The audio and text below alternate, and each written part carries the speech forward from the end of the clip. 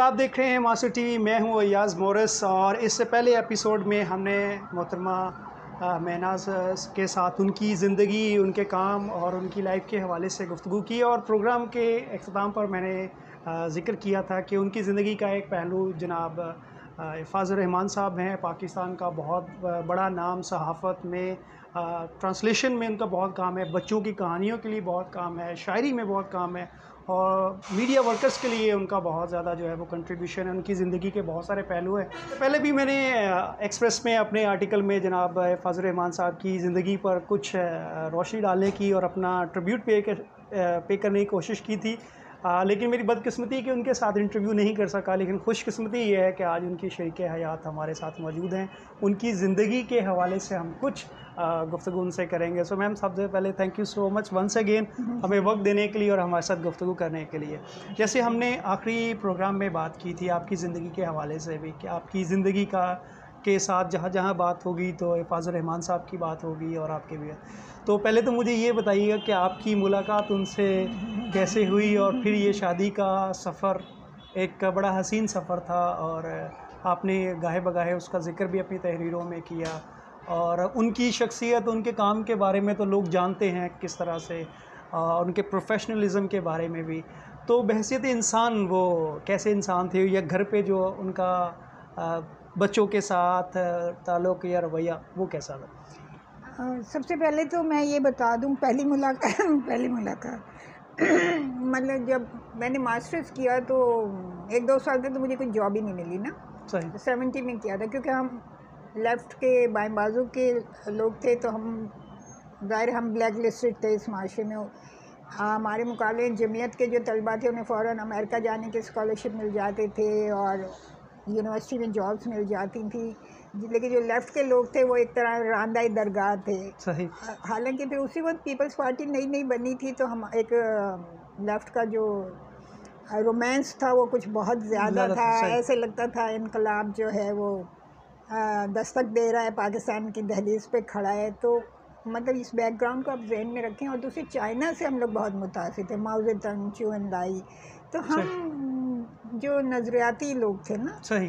तो हमारी ज़िंदगी में सिर्फ वही लोग आ सकते थे जो कि हमारे किसी नज़रिए से नज़रियाती हों। तो ना सिर्फ राइट विंग से इतनी ज़्यादा वो थी, बल्कि प्रो चाइना, चीन नवाज़ और रूस नवाज़ भी गड़बड़ थी बहुत ज़्यादा। यानी हम उनके लोगों से नहीं मिलते थे। वो हालांकि उससे बहुत नुकसान हुआ, क्योंकि अगर हम मिल के रहते तो शायद ज़्यादा बेहतर। लेकिन वो एक बैनुल-अक़वामी पीछे बैकग्राउंड था। जब सोवियत यूनियन और चाइना की आपस में हो गई थी, तो वो उस वक्त हमें तो इतनी समझ नहीं आती थी और हम सोचते थे कि ये लोग इकट्ठे हो जाएं। तो उस वक्त हमें नहीं समझ आती थी कि पीछे कितनी बड़ी सियासत चल रही है। हम सारे स्टूडेंट थे, इतनी अकल भी नहीं थी, लेकिन एक जज्बा हुआ था। तो जब मैंने मुसावात ज्वाइन किया तो एफाज नए चीन से आए थे। और सिर्फ मुझे ही नहीं, बल्कि जितने लेफ़्ट के चीन नवाज़ लोग थे उनके लिए वो एक बहुत इम्पॉर्टेंट शख्सियत थे। क्योंकि उस ज़माने में चीन में रह के आना, चीन में काम करके आना लेफ़्ट के लोगों के लिए एक बहुत बड़ा वो एक एजाज़ समझा जाता था। अब यकीन करें, मुसावात के दफ्तर में बाद लोग सिर्फ इसलिए आते थे कि हम एफाज को देखने आए हैं कि कौन बंदा है जो चीन से आया, क्योंकि वो सकाफती इनकलाब के ज़माने में चीन में काम करके आए थे। तो वो एक हमारा रोमांस था ना कि चाइना जैसा सिस्टम हमें लाना है अपने मुल्क में। और तो मतलब फिर एफाज हमारे मैगज़ीन एडिटर थे। मुझे वो स्टूडेंट्स का, यूथ का पेज दिया गया था। फिर जब बाद में वो ख़वातीन का सफ़ा भी दे दिया गया था। तो बस वहीं से हमारी, यानी एक नज़रियाती बैकग्राउंड ही की वजह से जो भी फीलिंग्स एक दूसरे के लिए परवान चढ़ी वो नज़रियाती थी। सही। जैसे वो आपने ज़िक्र किया कि नज़रियाती आपका ये सारा था। मैंने पहले भी ये ज़िक्र किया कि उनके काम के हवाले से प्रोफेशनलिज़म, उनके सारे लोग इस चीज़ से वाक़फ़ थे। तो बहैसियत इंसान या घर में वो किस तरह के इंसान थे? बच्चों के साथ उनका कैसा होता था, रवैया होता था, या लोगों, मीडिया वर्कर्स के लिए, जैसे आपने ये सारे चैलेंजेस में क्या चीज़ थी जो उन्हें जो स्ट्रेंथ देती थी और सारे हालात के बावजूद उन्होंने बड़े स्ट्रॉन्ग रहे अपने नज़रियात के हवाले से? बहुत ही हसास शख्स थे। यानी वो कहानियाँ कोई पढ़ते, मुझे याद है जब हमारी नई नई शादी हुई तो शायद अबुल फजल साहब का कोई अफसाना था कि वो किसी घोड़े के बारे में था, क्योंकि वो साहब जो थे वो ज़्यादातर जानवरों के बारे में लिखा और बहुत अच्छे अफसाना लिखते हैं। और अल्फाज ऐसे फूट फूट के रोए हैं, मतलब वो इतने सेंसिटिव थे कि वो इस तरह की तहरीरें पढ़ के ना रोने लगते थे। सही। और नज़रियात के हवाले से बहुत ही वो जो कहना चाहिए अब कमिटमेंट उनका बहुत ज़्यादा, हमने नज़रियात से हिल नहीं सकते थे। और उनकी तहरीर में इतनी ताकत थी, यानी अपार्ट फ्रॉम, मैं जर्नलिज्म से हट के बात कर रही हूँ, मैं आपको एक वाक़या सुनाऊँ कि मेराज साहब के ग्रुप के लिए उन्होंने काम भी करते थे सियासी जो, तो एक कभी वो शायद मेराज साहब के कोई फंक्शन था क्या मुझे याद नहीं, लेकिन वो उसके लिए चंदा जमा करना था। तो अल्फाज के एक दोस्त थे जो कि ज़रा यानी दे सकते थे चंदा, यानी उनके ऐसे थे खुशहाल किस्म। तो अल्फाज ने उनसे कहा होगा, उन्होंने शायद नहीं दिया, आपको बताया। हाँ, तो अल्फाज ने उनको एक ख़त लिखा।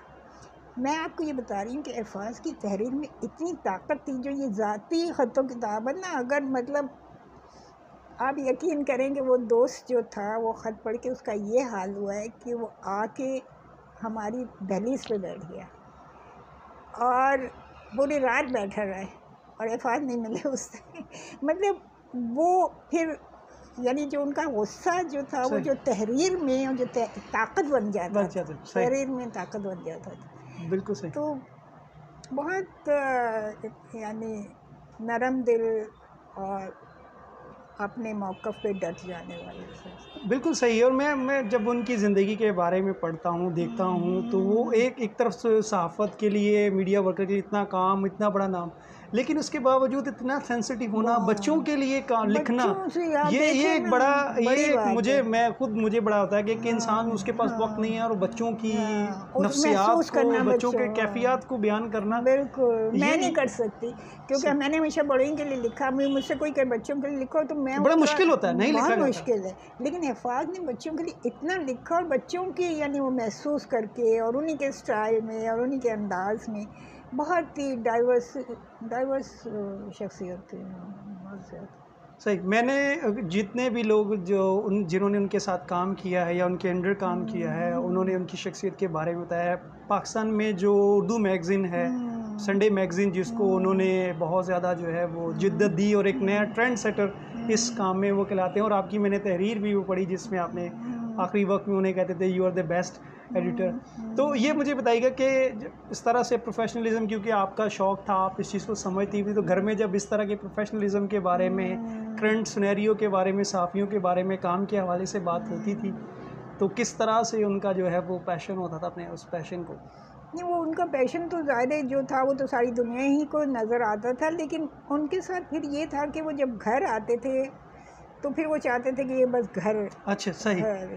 ये बहुत ज़बरदस्त बात है कि आमतौर पे बंदा उस चीज़ में जकड़ा रहता है। घर में आके वो फिर सियासत पे बात नहीं करते थे, बल्कि वो हमारा बात करना भी उनको सियासत पे, अच्छा उनका ख्याल था ये चीज़ें बाहर ही छोड़ा है आदमी ना, सही, ताकि शायद घर में कुछ सुकून रहे। बिल्कुल सही,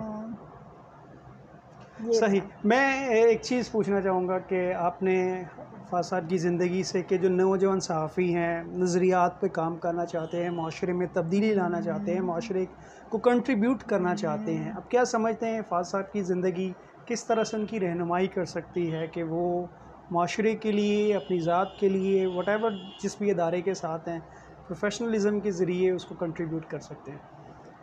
मैं समझती हूँ कि एक तो जो सहाफ़ियों ने तहरीक चलाई, जिसे अल्फाज ने डॉक्यूमेंट भी किया है, उसमें जो सबक मिले उन पे अमल करना चाहिए सहाफ़ियों को।